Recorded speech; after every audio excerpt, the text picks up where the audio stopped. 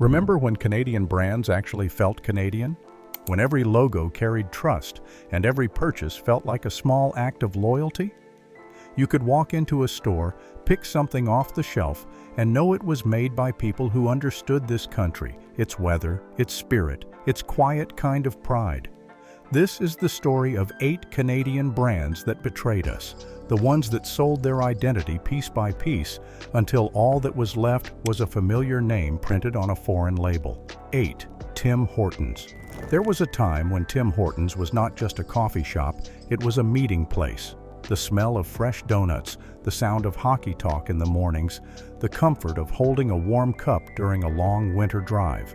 It felt small town, even in the city. It was where friendships started, where stories were told, where neighbors became family.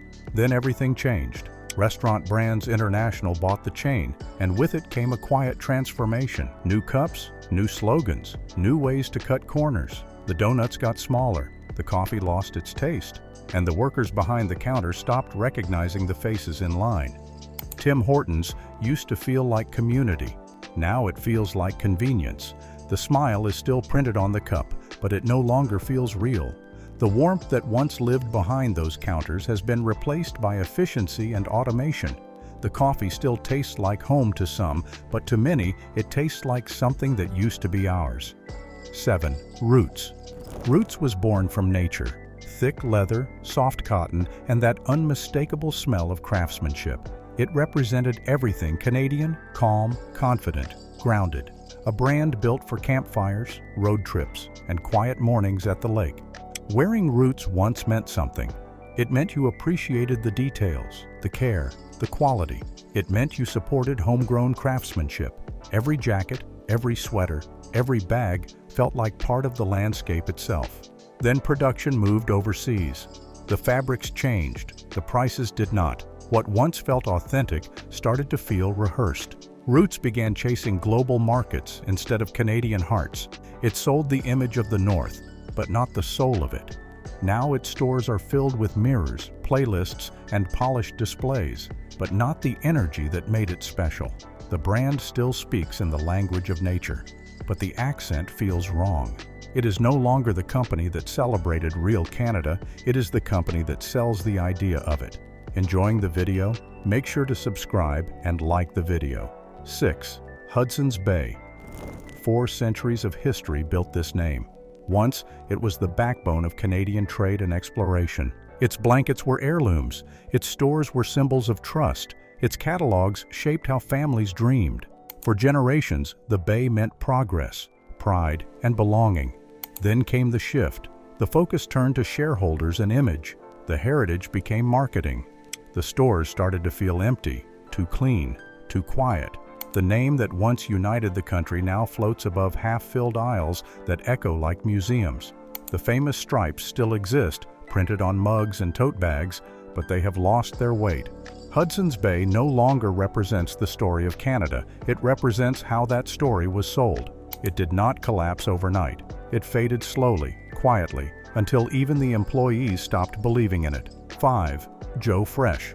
For a short time, Joe Fresh felt like the future, a bright, modern Canadian brand that offered affordable fashion without apology. People loved it because it was simple, clean, and proudly homegrown. You could buy dinner, groceries, and a new outfit in the same trip. And somehow, it all felt optimistic. Then the truth came out. Production was outsourced to overseas factories. Stories of unsafe conditions and labor scandals began to surface.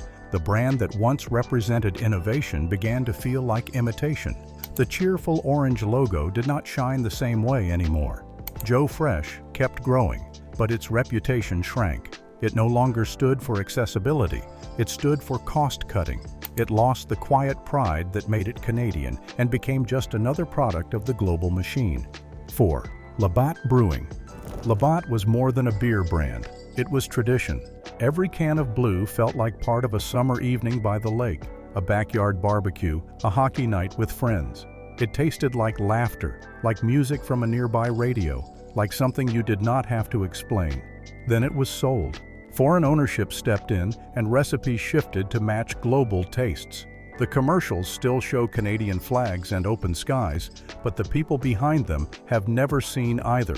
Labatt is still brewed here, but the spirit that made it special is gone. What once represented unity now represents a sale.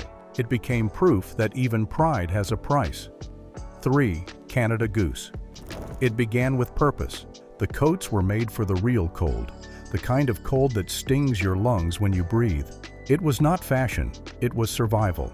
Every jacket felt like armor against a winter that only Canadians understood. They were made here by people who knew what -30 felt like, and they were built to last for decades, not seasons. You saw the logo on construction workers, pilots, Northern Rangers.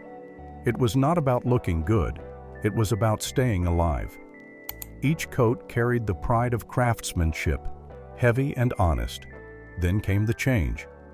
When celebrities started wearing them, everything shifted. The prices climbed, the materials changed, and suddenly, the coat that once represented the North turned into a symbol of status. What was once built for frost and survival became a luxury statement for city streets that never see snow. Canada Goose still calls itself Canadian, still shows snowy peaks and frozen lakes in its ads, but its heart moved elsewhere.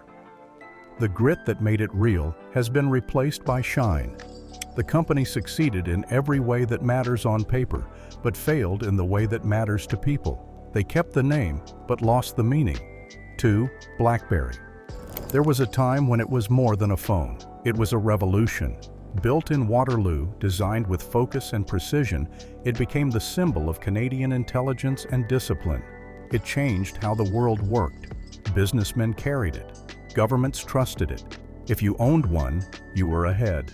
It was the kind of innovation that made Canadians proud. Finally, a homegrown company that led the future instead of following it. But confidence can turn to arrogance faster than anyone admits.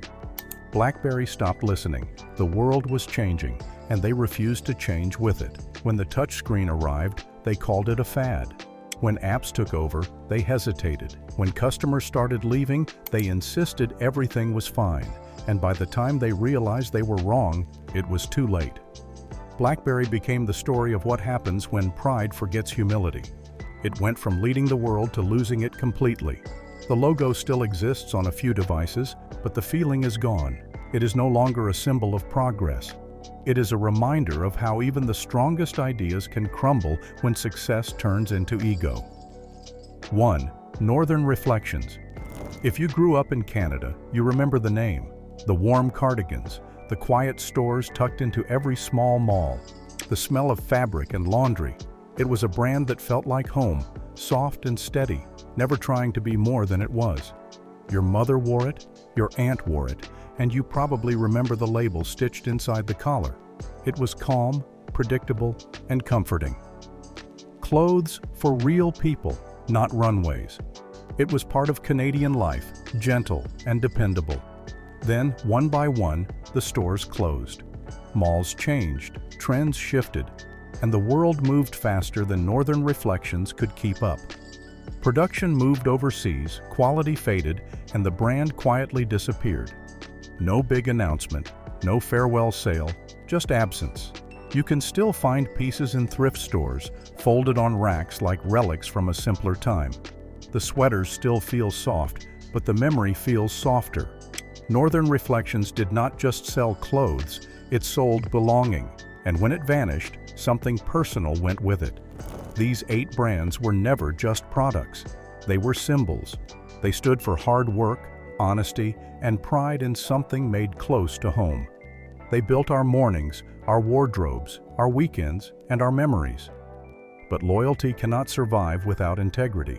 Bit by bit, they traded the values that made them special for growth, expansion, and profit. They did not just sell out, they sold us out.